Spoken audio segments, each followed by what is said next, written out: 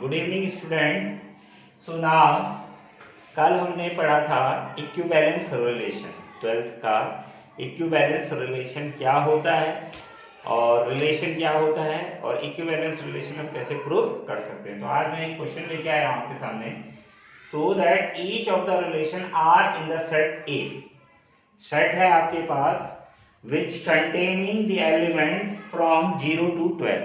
क्या कंटेन कर रहा है एलिमेंट 0 से 12 तक, और x क्या है z। z मींस बिलोंग कर रहा है किसको, इंटीजर को।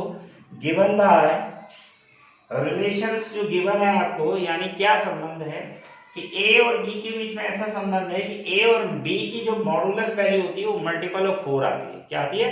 Is a multiple of 4 that the a and b related with each other in such a manner that the modulus value of a minus b is a multiple of 4.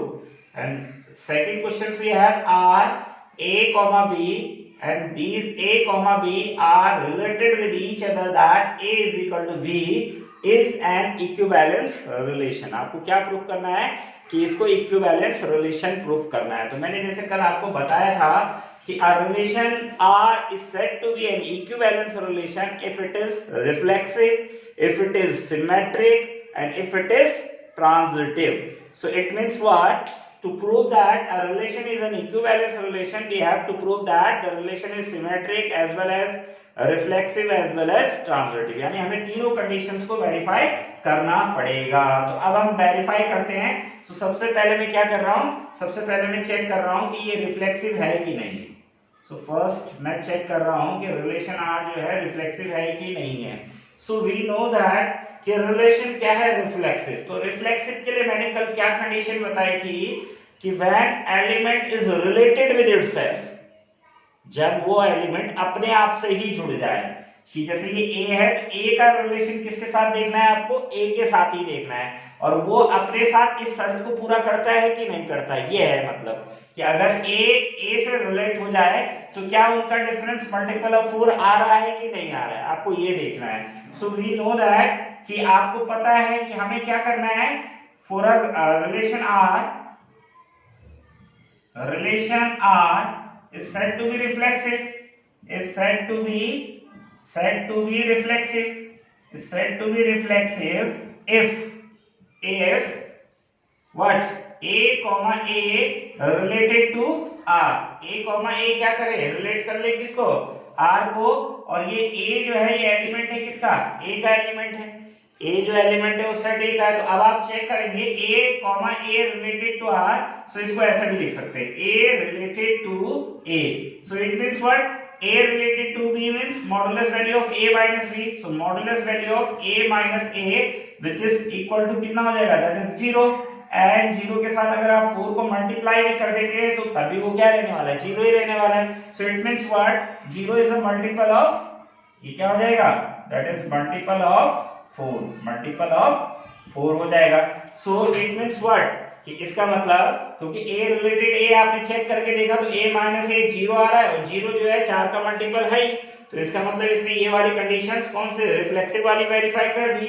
So it means what, r is reflexive, r is reflexive. ये हमने पहली property verify हो गई। अब second है हमारे पास r is symmetric. Symmetric, अब हम चेक करेंगे कि रिलेशन जो है सिमेट्रिक है कि नहीं है। So we know that our relation r is said to be symmetric, r is said to be symmetric। r को क्या कहेंगे आप, सिमेट्रिक कहेंगे if a comma b related to r, so this implies that b comma a related to r। मतलब जो संबंध a और b के बीच में है, अगर वही संबंध इनके एलिमेंट का पेयरिंग का पोजीशन चेंज करने पे, मतलब जैसे मैं इधर से खड़ा हूं तो उधर वाले का भाई हूं, और अगर उसको इधर को खड़ा कर दिया तो क्या वो भाई का रिलेशन चेंज हो जाएगा या दोस्त का रिलेशन चेंज हो जाएगा। तो ऑर्डर पेयर में, क्योंकि मैंने आपको 11th में आपने पढ़ा है a b can not be equal to b a in case of order pair. So a comma b related to to R, this implies that B, A related to R. So A, B, so यानी ये लेके चलना है और ये लाना है, ये है इसका मतलब। तो हम लेंगे A, B belongs to R, ये इसको ऐसे भी लिख सकते हैं A related to B, this implies that B related to A. So now हम क्या लेंगे, और जहां ये A, B किसके एलिमेंट है, ये A, B किसको बिलोंग कर रहे हैं आपके, ये सेट A को बिलोंग कर रहे हैं। तो अब हम आपको लेंगे हमारे पास क्या है, A related to B. So A related to B, this implies that क्या implies करेगा, according to relation given जो हमको है A minus B is a multiple of 4, यानी ये इसको हम क्या लिख सकते हैं, 4 लैम्डा के बराबर लिख सकते हैं। A related to B means A minus B is a multiple of 4. Now this can be written as, हम इसको ऐसा लिख सकते हैं, माइनस आप कॉमन ले लेंगे तो ये आ जाएगा B minus A is equal to 4 lambda ही रहने वाला है। And because of this is the modulus value, तो मॉडुलस से बाहर आएगा माइनस, तो ये प्लस ही रहने वाला है। So it means what, B minus A, ये जो हो जाएगा आपके पास, that is B minus A, ये क्या रहेगा, that is 4 लैम्डा। तो इसका क्या मतलब है, आप लेके चले थे कि A minus B is equal to multiple of 4, और now you have B minus A is also multiple of 4. So it means what, B minus A का मतलब क्या हो गया, that is A related to B, so this implies that B related to A. So it means what, that R is, ये क्या prove कर रहा है आपका, कि R क्या हो गया, that is R is symmetric, R is symmetric. R is symmetric. Now third and last one and very important one is, now we are going to check that whether this relation is a transitive or not. So R is transitive or not. So we are going to check R is transitive or not. So transitive के लिए क्या कहते हैं, a relation R is said to be, a relation R is said to be transitive if we know that कि relation R transitive कब होता है, जब क्या होता है कि A, B related to R, B, C related to R. So this implies that A, C related to R, या इसको ऐसे भी लिख सकते हैं A related to B and B related to C, if this implies that A related to C. और जहां A, B, C किसके एलिमेंट है, A, B, C जो है ये एलिमेंट है किसके, ये सेट A जो आपको गिवन है उसके एलिमेंट है। तो अब हम आपके पास दो कंडीशन हमारे पास हैं, इन दो कंडीशन से अगर हम ये प्रूव कर सके तो हमारा क्या हो जाएगा, रिलेशन R जो हो जाएगा इक्विवेलेंस रिलेशन हो जाएगा। तो ये आ जाएगा A, B, अब हम लेंगे A related to B. So A related to B का मतलब क्या हो जाएगा, A minus B is a multiple of 4, यानी इसको हमने क्या ले लिया, 4 lambda 1. A related to B means A minus B, ये गिवन है आपको कि A minus B is a multiple of 4. So A minus B is a 4 lambda 1, and then we have B related to C. So it means B minus C is equal to 4 lambda 2. ये कितना हो जाएगा, 4 lambda 2 हो जाएगा। So now अगर आप ऐसे कर दें, इन दोनों को ऐड कर दें, ऐड कैसे करते हैं, A minus B plus B minus C को अगर आप ऐड करते हैं, so what, तो क्या आ जाएगा आपके पास, that is A minus B आपके पास कितना है, A minus B आपके पास 4 lambda, prove that A related to C. So if you want to prove that A related to C, तो हम इसको ऐसे भी कर सकते हैं कि A minus B और B minus C, अगर आपको थोड़ा सा ऐसा तो इसको ऐसा लिख लीजिए, A minus C can be written as, ये आपको आइडिया दे देगा, A minus C can be written as A minus B plus B minus C, A minus B और ये कितना हो जाएगा, B minus C. So A minus B आपके पास कितना है, that is A minus B we have 4 lambda 1, A minus B we have 4 lambda 1 और B minus C कितना है आपके पास, that is 4 lambda 2. So 4 common ले लेंगे तो ये कितना हो जाएगा, lambda plus lambda 1 plus lambda 2, lambda 1 plus lambda 2.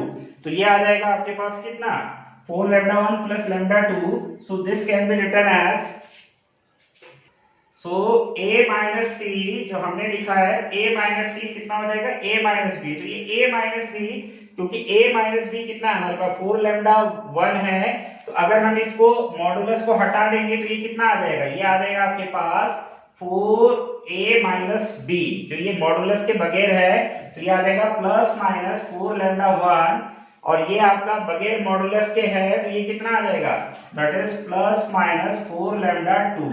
Since क्योंकि अगर आपके पास a माइनस b 4 lambda 1 है, so this a minus b can be written as plus minus 4 lambda 1, and if you have b minus c आपके पास कितना है 4 lambda 2 है, तो b minus c जो है b minus c, तो इसको अगर मॉडुलस हम हटाएंगे तो ये कितना हो जाएगा 4 प्लस माइनस 4 lambda 2, तो ये आ जाएगा आपके पास a माइनस सी। तो इसका क्या मतलब हो गया, आप 4 यहां से कॉमन ले सकते हैं, 4 कॉमन ले सकते हैं, तो प्लस माइनस लैम्डा 1 और प्लस माइनस लैम्डा 2, तो ये आ जाएगा आपके पास। तो अगर हम इसको कहें कि a माइनस सी का अगर आप मॉडुलस वैल्यू लेंगे तो वो भी किसका मल्टीपल आएगा, that is multiple of a minus b is a multiple of किसका आ जाएगा, दैट इज इसको अगर मॉडुलस भी ले लेंगे तो ये कितना आ जाएगा, ये तो कांस्टेंट है, सो a minus c is a multiple of कितना आ जाएगा, दैट इज 4।